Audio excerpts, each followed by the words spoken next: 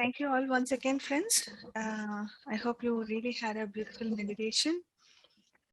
So without any delay, let me go into the topic of today, where I'll be describing about the second chakra, which is mainly for the power of relationships. I think we already have discussed about the first chakra in our previous week, which indicates about the tribal group and how it also reflects those kind of thoughts and patterns into our choices. And now in this session we'll realize how powerful the choices are and how beautiful it will be. So without any delay, let us go into the introduction of today's topic. So the second chakra, which is also called the partnership chakra. You know, friends, this almost begins at the age of 7, and this energy begins to pulsate and becomes distinct in this age. So that's why at that age, children start interacting with other children and adults who also become more independent of their parents and outside of the home environment. That is the age where they slowly also get into the social interactions, and that's where they form their independent beliefs. And through all these initial interactions, the children will begin to become independent and also form relationships with themselves and also with others and explore, and they have to explore their power of choice.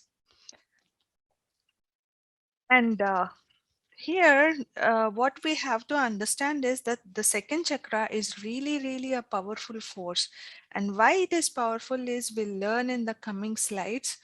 And where the location is, it is near the lower abdomen of the navel chakra, and energy connection to the physical body like sexual organs, large intestine, lower vertebrae, pelvis, hip area, appendix, and bladder. And what is the energy connection to the emotional body? So this chakra resonates to our needs of our relationships with other people, and also our need to control somehow how we are acting on our physical environment as well. And also all the attachments by which we maintain control over our external life, such as authority, other people, or money, are linked through this chakra to our energy field as well as the physical body. And if our energy field distorts, then our physical body also resonates accordingly. So it pulsates, like we'll be feeling headaches at that time and so on. And if the energy field is very good, then we are having a healthy body with all the healthy thoughts and healthy patterns as well. And the symbolic connection or the perceptual connection is the energy in this chakra enables us to generate a sense of personal identity. And this is also the personal strength that we possess, which in regard to the external world. So it is the energy of self-sufficiency, a survival instinct for being in this world. And now let us understand about the Sephiroth connection.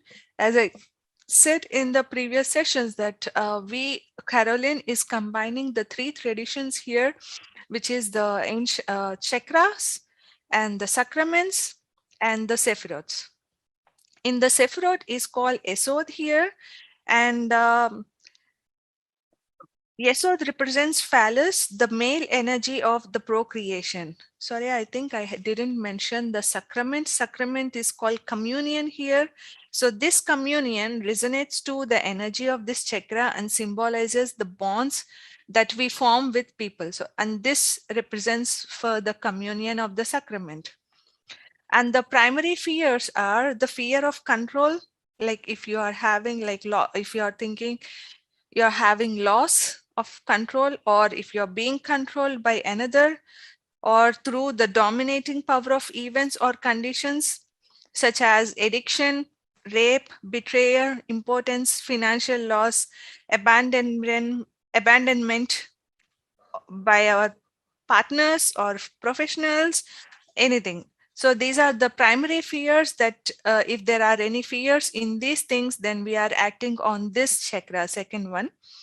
And the primary strengths are like the ability to and stamina to survive financially and physically on one's own, and also to defend and protect oneself, the fight or flight instinct, the ability to take risk, the resilience to recover from loss, either be it your family member or the loss of the property or the occupation, finances, and so on. Whatever loss it may be, you will have the resilience to recover from that. And also the power to re-establish a life, and the power and professional decision making ability and talent. These are all the strengths that we also need to appreciate in this chakra. And the sacred truth in this one is honor one another. In the first chakra, we have seen that honor oneself, and here we are seeing honor one another, which means this truth applies to our interactions with each other and also with all the forms of life, all the forms of life, not just humans. So when we bring all this into our lives, like how we are having the relations, what are our strengths, what are our weaknesses, we will know about ourselves more and more. And also we have to understand that second chakra has an inherent duality. So the energy of the first chakra represents the tribal mind, as I said before, which becomes divided into polarities of the second chakra. So this division um, also have many names, like you might also already have heard, friends, yin and yang, anima, animus, male, female, or sun, moon energies. So understanding the significance of these opposites is the key to work with this second chakra issues. And the energies of the Sephirot of Yesod and the sacrament of communion combine with these dual energies of the second chakra to ensure that we attract to our relationships that helps us come to know ourselves. Like attracts like, when the student is ready, the teacher is ready. These are all the names that we'll be hearing, and these are all the patterns that we have to understand that it belongs to the second chakra. And the spiritual challenge of this second chakra is to learn, interact consciously with others. I say once again, friends, the spiritual challenge of the second chakra is to learn to interact consciously with others, and also to form unions with people who support our development, and to release relationships that handicap our growth. Release relationships that handicap our growth. And finally, I have to say that the more conscious we become, the more consciously we will be utilizing the energies of the second chakra. So this is all what the introduction is about. And now we will learn the power of choice.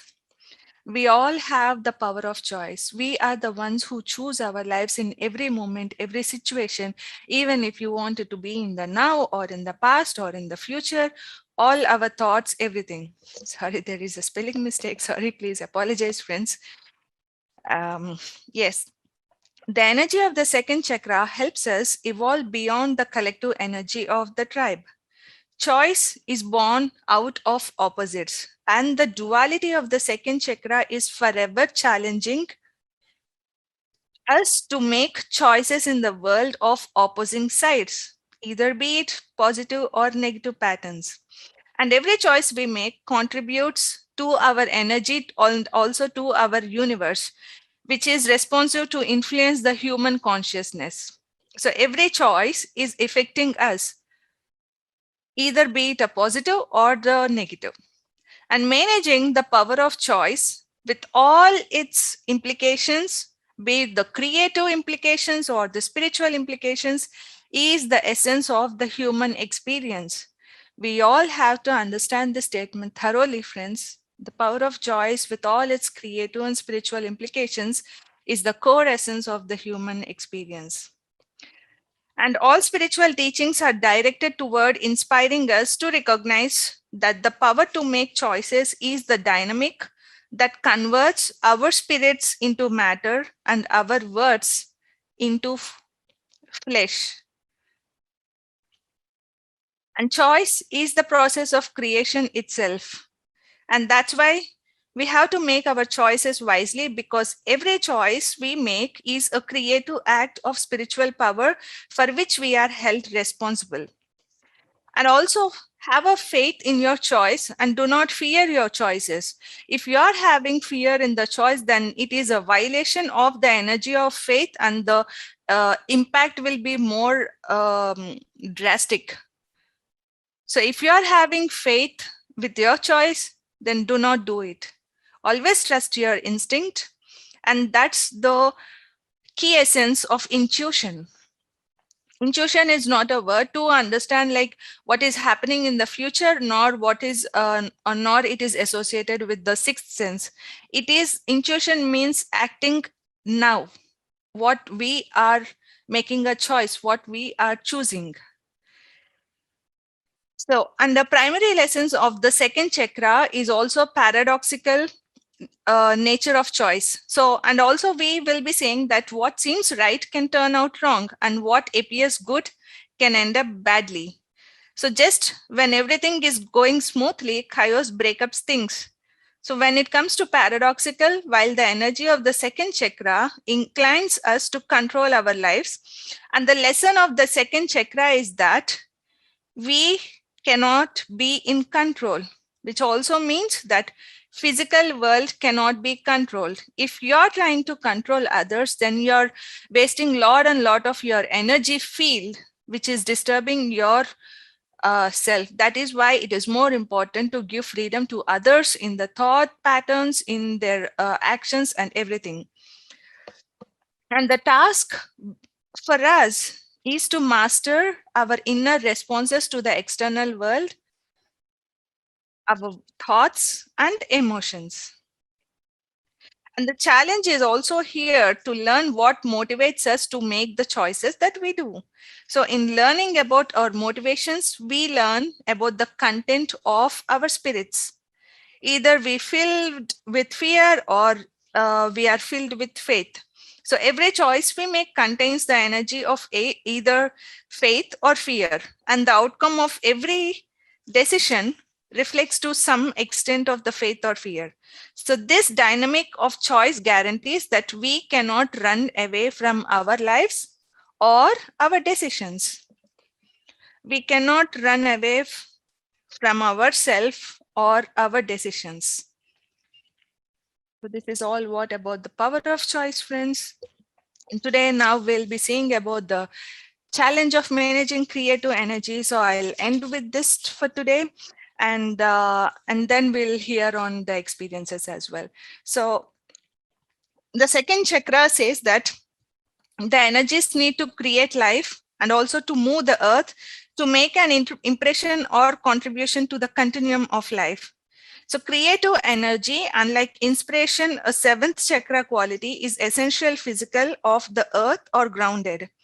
And second chakra gives us our basic survival instincts and intuitions, as well as our desire to create music, art, poetry, and architecture, and the curiosity to investigate nature in science and medicine.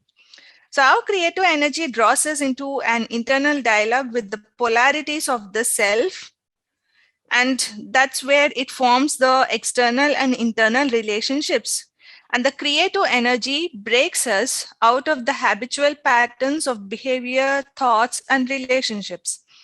And we have to understand that habit is a hell, that where people cling in an attempt to stop the flow of change.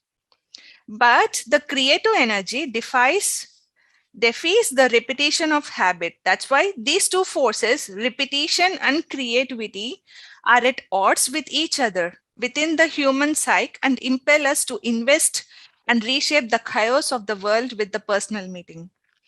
So if we are allowed to flow, creative energy will continuously act to reshape our lives and reveal more and more meaning for why things happen as they do than we could determine on our own. So now let me describe about the Kate story, friends.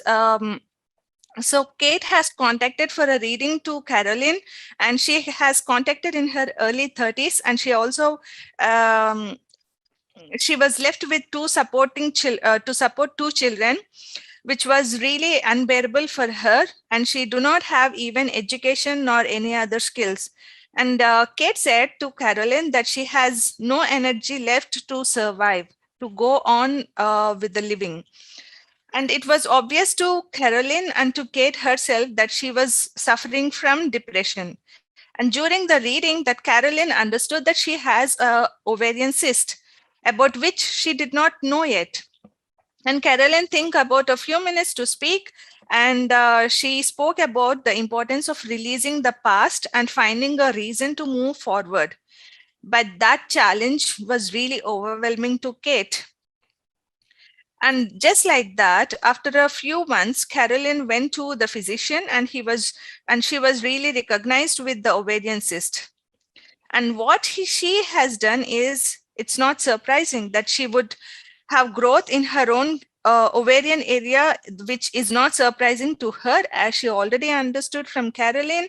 And then she was also, like, she was unable to survive physically and financially. So survival is the major issue of the second chakra. And the task Kate chose as symbolic of her new beginning was to plant flowers, which represented a new life. Please listen to this carefully, friends. So Kate has chosen a new beginning, which is to plant flowers, which represents a new life. So with each flower she planted, she said, I am planting a new beginning for myself and my children. And each day she worked more and more consciously to bring her energy into the present.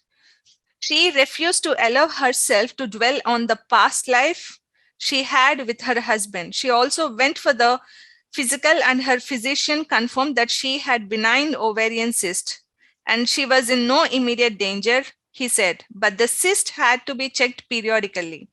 And Kate then added another task to her gardening, and she go on saying in the garden that I am pulling the cyst out of my body. I am pulling the cyst out of my body. And after 6 weeks, Kate began to get ideas about how to create an income for herself.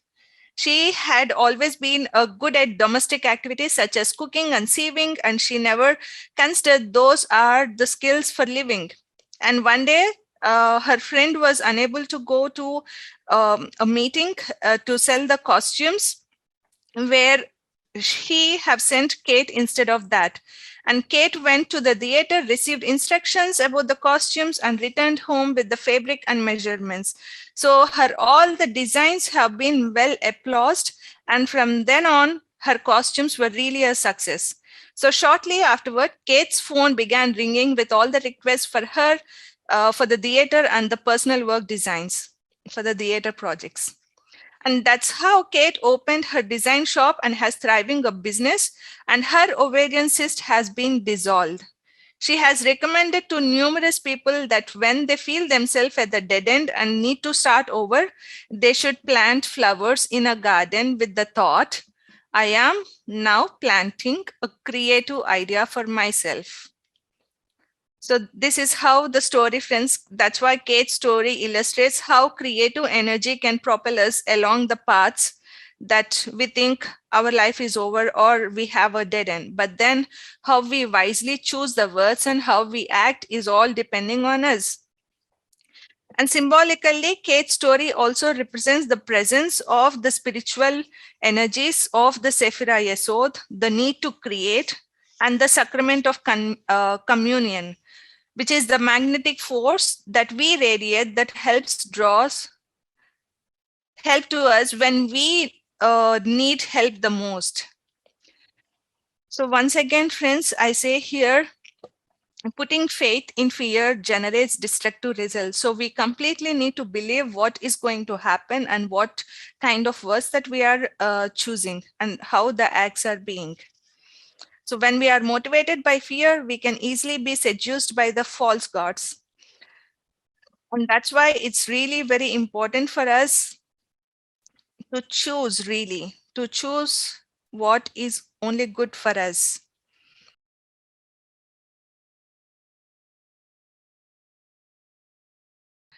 So friends, before I go to the session topic of today, as I always have mentioned that I'm reading this book, which is Anatomy of the Spirit, written by the Caroline Myss. And in the beginning chapters, I have already introduced you about how our biology becomes the biography and what is like the power and what means symbolic sight, and these are all really like very important for us to understand, like what also means the human energy field. These are really the basics of this one.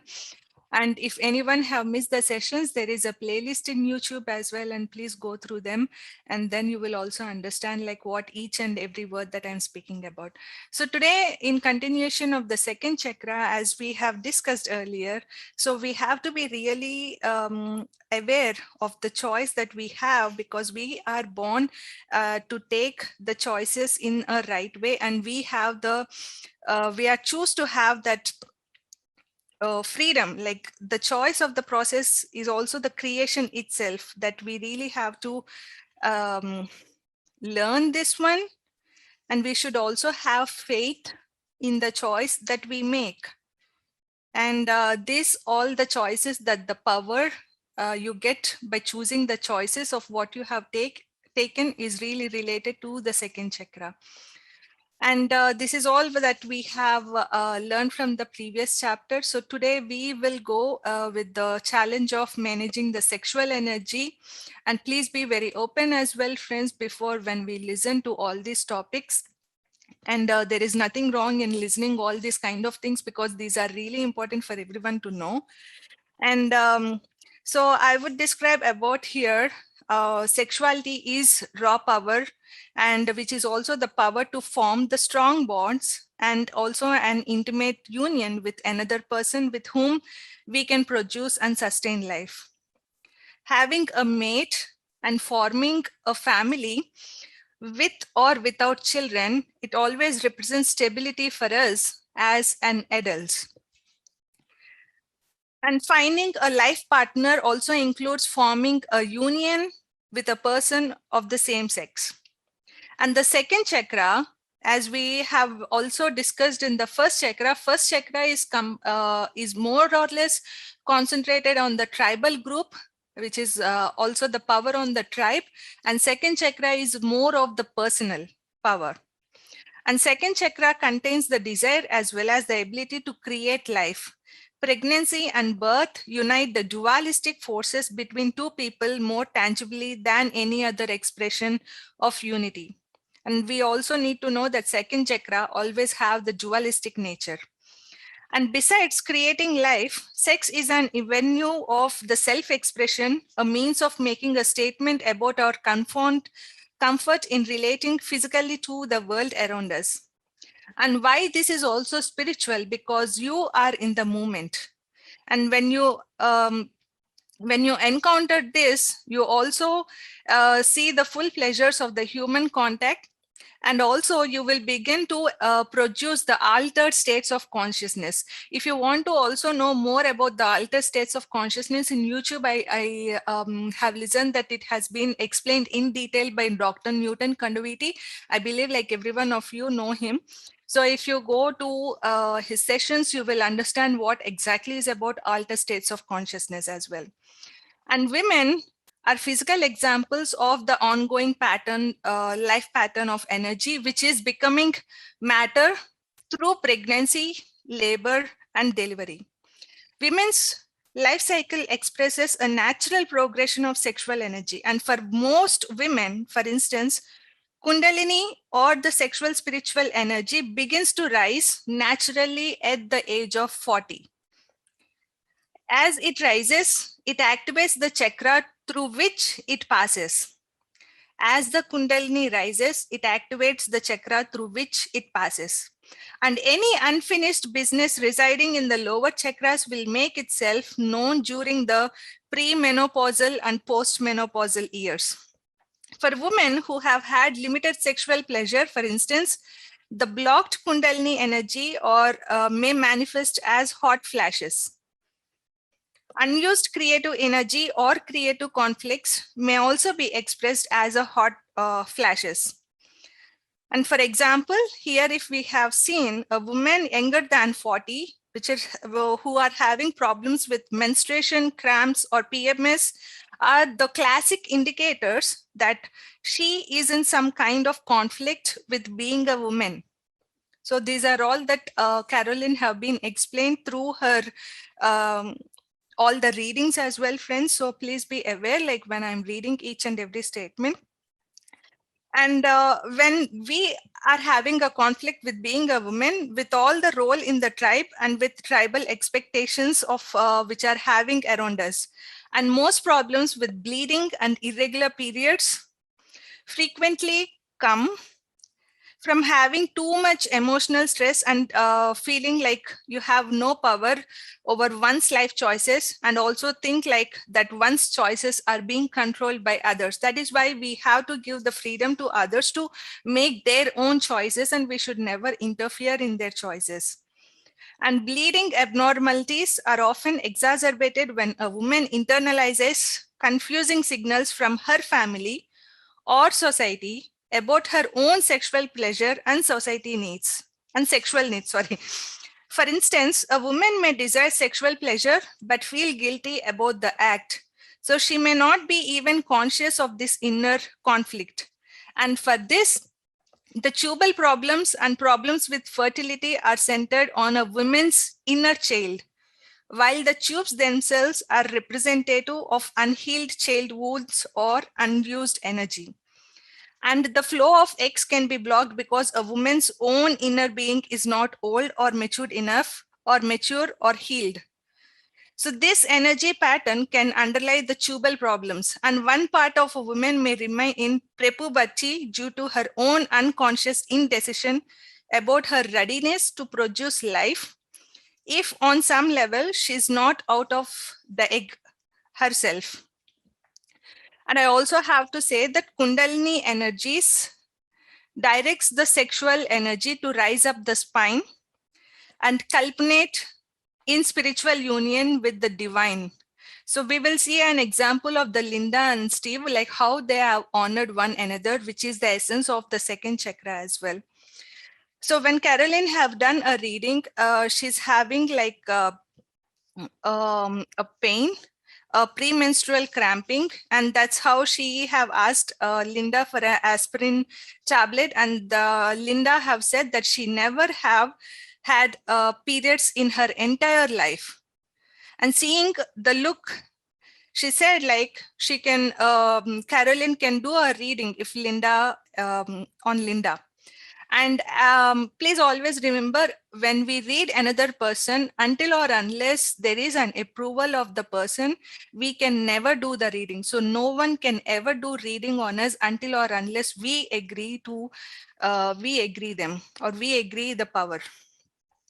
So then Caroline immediately received the impression that Linda had a hysterectomy, but the impression was extremely peculiar because she kept seeing an image of the child having the operation, and at the same time she received the impression of intense sexual energy flowing in a very healthy stream through her second chakra. And this is what which is conflicting, and she got confused. And Linda just smiled and confirmed that she had a hysterectomy before, and the rest of the imagery would make sense because she assured that she's going to share her story, that Linda and her husband Steve was like, they studied high school together. So when they were teens, they were like making love because they both loved each other. And at the moment when they were making love, there was an intense rush of energies. And unable to bear the rush of energy, Steve couldn't able to identify why this rush of energies have happened. And then immediately Steve left Linda because he was so afraid. And then later, Linda got married to another person, but it just same happened also with the another person. And Steve also got along with the other lady. And they both have divorced their partners on the same day. And again, they met each other. And the same incident have happened. And at that time, Steve became spiritual and he have heard about the Kundalini experience. And that's how Steve have explained the situation to Linda, and Linda also read the Kundalini. And when she did this, the energy have been raised upwards. And then just 1 second. Yeah, the energy have raised upwards, and they both were enjoying the present moment. So this also represents that it may well be that sexual energy opens a current of spiritual energy that forms a transcendental bond between two people who are deeply in love. So it allowed Linda and Steve to attain the state of consciousness described as the Kundalini experience, which is a total expression of united power of the Sephira of Yesod and the sacrament of communion. So as I have discussed, so if you do not know about the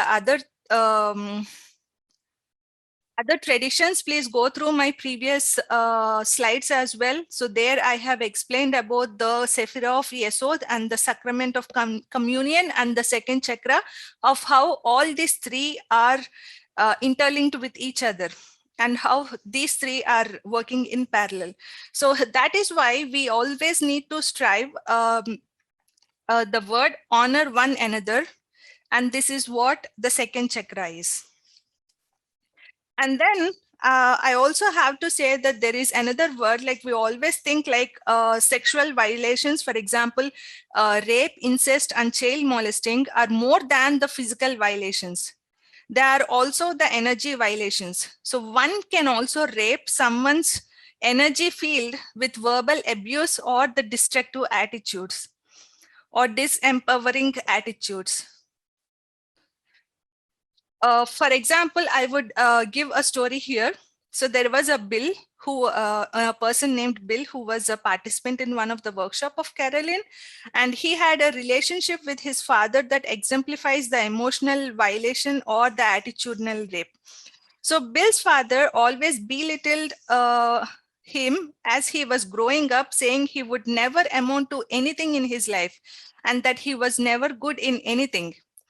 And as his father have passed away, Bill was unable to do anything of his own, and Bill was emotionally paralyzed. He suffered from chronic depression, could not keep a job, and was also impotent. And although Bill's father have derogated his son's potency in the material world, not his sexuality, financial productivity, and sexuality are both second chakra energies and are intimately linked. And rape and incest of an energy field are motivated by the desire to cripple a person's ability to be independent and thrive outside the control of another person. And that is why we really have to be careful of what we are raising the children and what kind of words we are using on them. That's what she says. And that is why in our spiritual practice, we always emphasize on the word forgiveness and encourage people to get on with their lives. And this is the essence. So whether or not we witness the unfolding of justice is irrelevant. And that is a spiritual fact that we often find hard to digest. So this is all about the challenge of the sexual energy, friends. And now we'll know about the money. So for example, money, like energy, is a neutral substance that takes its direction from the intention of the individual. So we always think that money is a power, but how much importance that we are giving to money is also tells the relationship with ourselves. And here, When people equate money with their life energy, an often unconscious substitution, the consequences are usually negative. For every dollar a person spends is also an unconscious expenditure of energy. So how, once again, I say here, when people equate money with the life energy, if they think that money is the life energy, then every dollar that the person spends is also an unconscious expenditure of his or her energy. And the scarcity of money translates into the scarcity of energy in the body itself, again, unconsciously. And the misperception or misconception of money as the life force, coupled with sudden loss of money, can activate a several health crises, which is like prostate cancer, impotence, endometriosis, ovarian problems, lower back, and sciatic pain. And the fact that so many of the physical problems created by financial stress manifest in the sexual organs and is a symbolic expression of the energy of the phallus, represented by the sephira of Yesod. Money has been equated to a sexual force. And to some degree, we all unite money and the life force within our psyches. Our challenge is to achieve, if we can, a relationship with money in which it is separate from our life force yet attracted to our energy easily and naturally. The more impersonal our relationship to money is, the more likely we are to command its energy into our lives as we need it. And money is the means through which we make our private beliefs and goals public. Energy precedes action, and the quality of our intentions contributes substantially to the results. And beliefs about the money affect spiritual attitudes and practices as well, because we always have a belief which we were hearing that if we the belief that God blesses those who strive to do good by giving them financial rewards, which is extremely prevalent, as is the belief that helping others out financially through charity serves to ensure that we ourselves will be protected from poverty. And these and many other beliefs of the same genre reflect the grander notion that God communicates with us through our finances, and conversely, that we communicate with God by our financial actions. This is all not true. Putting faith before money reduces money from its status as leader to that of a servant. It's more appropriate position, and faith that transcends money frees a person to follow his or her intuitive guidance without giving over unnecessary authority to financial concerns. And even beginning to establish such faith is a spiritual maturation. And here I would like to give an example as well, friends. So there was a guy called Andrew.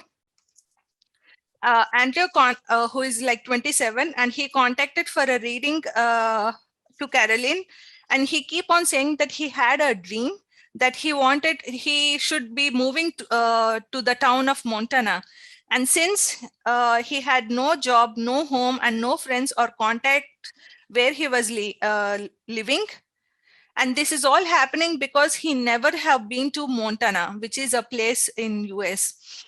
And he tried to dismiss the dream as if it is a movie scene into his unconscious, and he just neglected the dream. That's what he keep on saying. And when he asked Carolyn, Carolyn seriously said to consider moving to Montana. But then Andrew said that he would never been to Montana and had no desire to go there. Perhaps he should make a trip to Montana just to see how the place felt to him. That's what Carolyn have said. And after 6 months, Carolyn got a call from Andrew that he had quit the job and he is moving to Montana. And what happened immediately? So within a month of his resignation, Andrew moved to Montana. He ended up renting a room in a home of 2 people who owned a ranch. They need some help with rank course and hired him. So one thing led to another, and as the months passed, Andrew was working more with his hands than his head, a new experience for him. So when the holiday season arrived, Andrew decided to stay with his new friends rather than visit back east. And the Rangers had a daughter who came to visit at Christmas. And the next summer, Andrew married the daughter. And over the next 5 years, he learned how to manage the substantial ranch that he and his wife would eventually inherit. So by following the dream, Andrew declared himself a free man, whether or not he realized it. His actions were a statement before heaven that it was more important for him to face the unknown than to compromise his honor for financial security. And in return, he received far more than he ever dreamed possible. That's what Carolyn was mentioning. When we chase our dreams, there was never a single person who had declared that no person has been lost by chasing a dreams.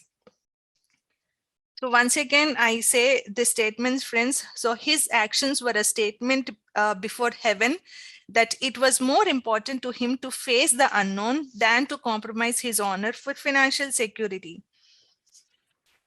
So that was Andrew's story, and the energies of the second chakra subtly bring up memories that need to be released, constantly presenting us with the desire to act, become more whole in body and spirit.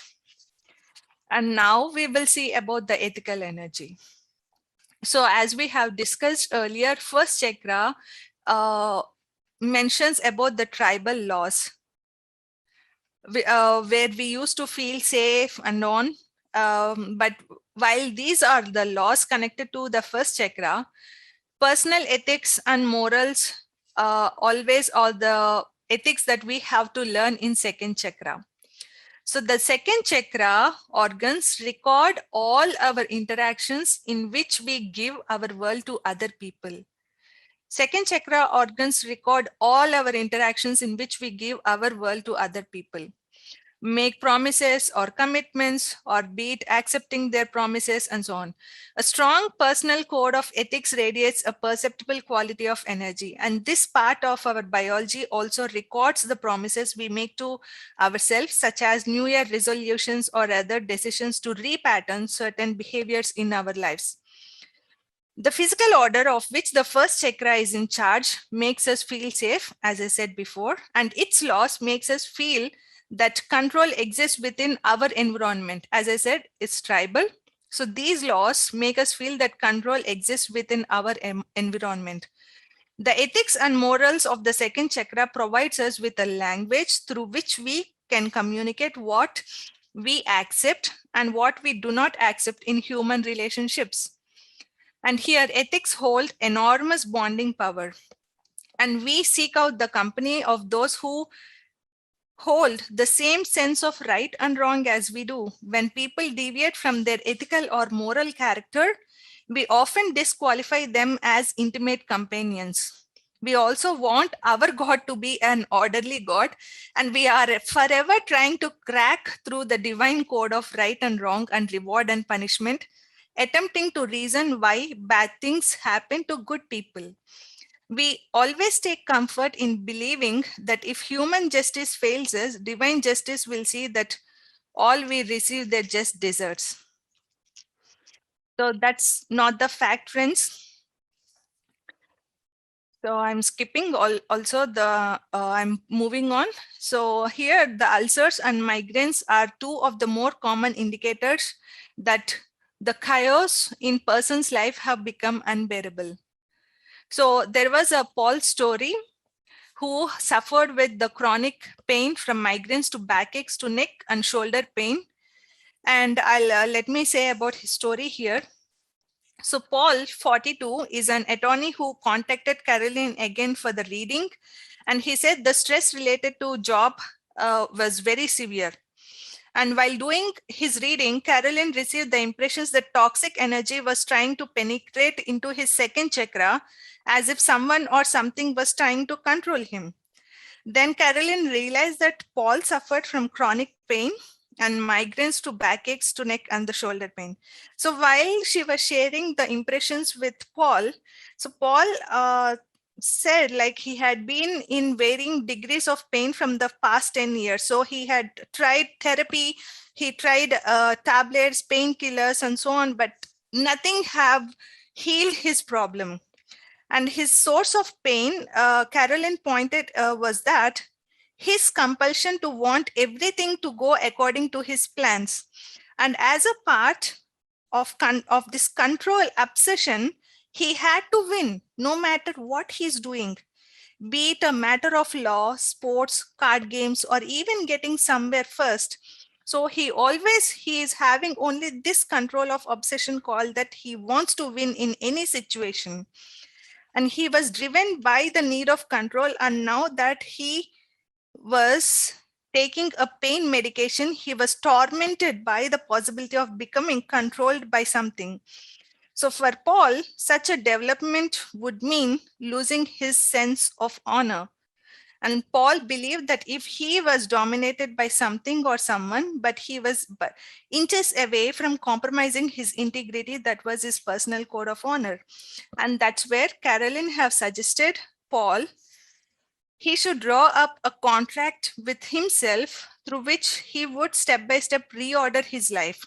He could make his controlling but honorable nature work with him by gradually changing his needs to control outcomes. So with each success, Carolyn have said to Paul, the energy generated by his success would be more likely to ease his pain. And he loved the idea, and no doubt that he started to do all these kind of things, like what he really likes a job, and not to control others, and not to get the first in everything that he do. And 3 months later, Paul sent a note that he made a progress with his healing ever since he put himself under a contract to heal. And as a way of beating his need to win, he forbade himself to place bets on anything. So he allowed his winning compulsion to continue only in legal matters where it was appropriate. He had never realized, he said, that everyone who knew him interpreted his need to win as competitive nature. His pain was healing, his migraines were becoming more infrequent, and his back pain was improving to the point that he could once again exercise. So Paul's story conveys the symbolic meaning of taking communion with oneself, that is, agreeing with yourself to make yourself whole and balanced.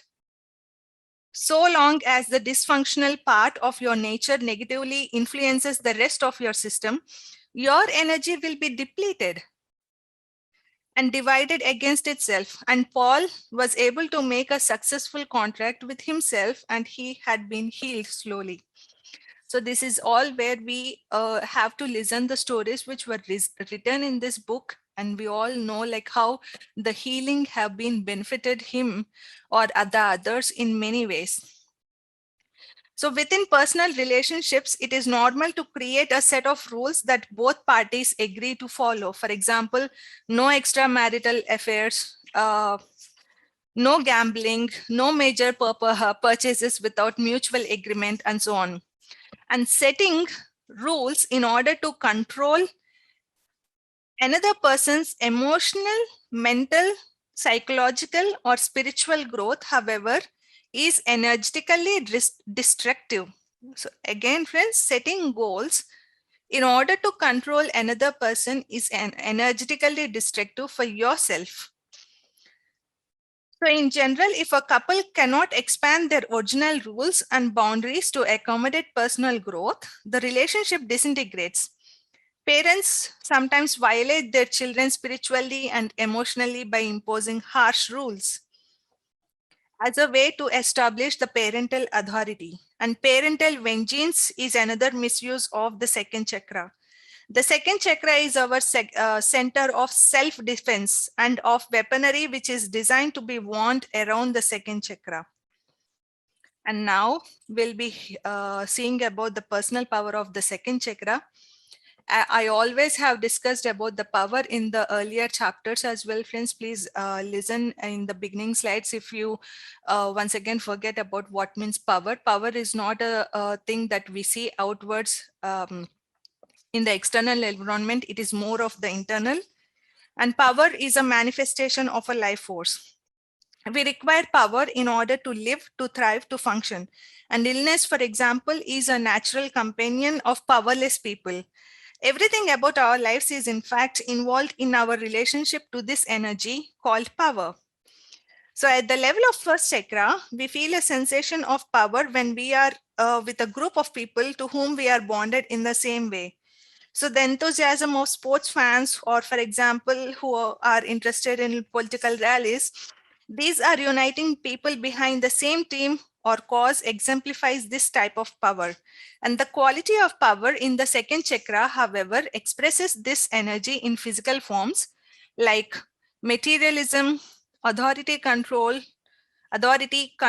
ownership, sexual magnetism, sensuality, erotism, and addiction.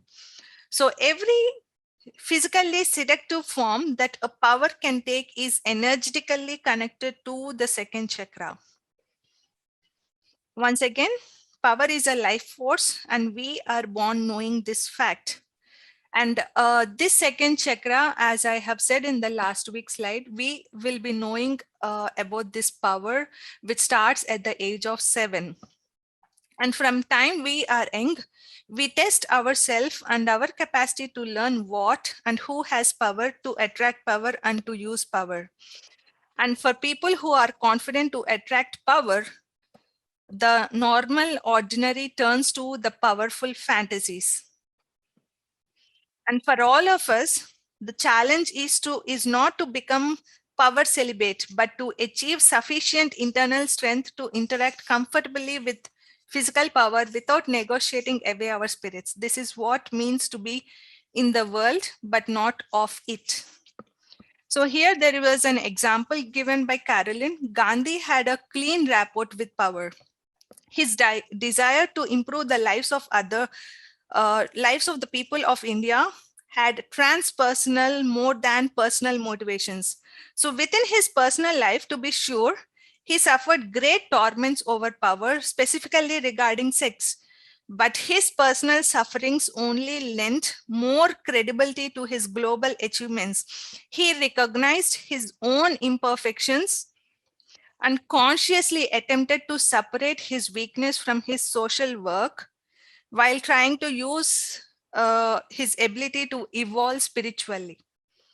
And also there was another example. If anyone haven't seen the movie Forrest Gump, please watch this movie, because Carolyn have stated that Gump was not overly spiritual and he did not reject sex, power, or money. Rather, he attained all of the second chakra goals through his innocence and his imperviousness to contamination by the business of living. And he never negotiated his spirit regardless to his fear or loneliness. This is what, friends, and although like internal power is certainly recognized as an ideal, in practice it is less popular than the external power. First, because external power is so much more practical, and the second, because internal power in some way requires giving up our relationship to the physical world. So that is why external power is also necessary for health. And we have to believe that when the external power is there, we'll be having good health. And when we are having good health, we will also progress ourselves in spirituality. So health is a direct consequence of spiritual principles that we absorb into the everyday life. So there was once again an example, friends, who is David Chetlai Paladin, who is a Nejavo Indian. I'll show this representation now. So he is David. He shared his personal story with Carolyn in 1985 and he passed away in 1986. So it was a testimony to the human potential to achieve the quality of internal power that defies the limitations of physical matter. So David was a Navajo Indian who grew up on a reservation during 1920s and 1930s. By the time he was 11, he was an alcoholic. He left the reservations in his mid-teens and wandered around for a few months that then got a job on a merchant marine ship. He was only 15 but passed himself off as 16. So on board ship, he became friends with a young German and another young Native American. So together they traveled to ports of call throughout the Pacific Ocean. And as a hobby, David took up sketching. So one subject that he sketched was the bunkers that the Japanese were building on the various islands of the South Seas. So these are the bunkers, friends. Bunkers means like a defensive military fortification designed to protect people and also other valuable materials. And bunkers are mostly underground.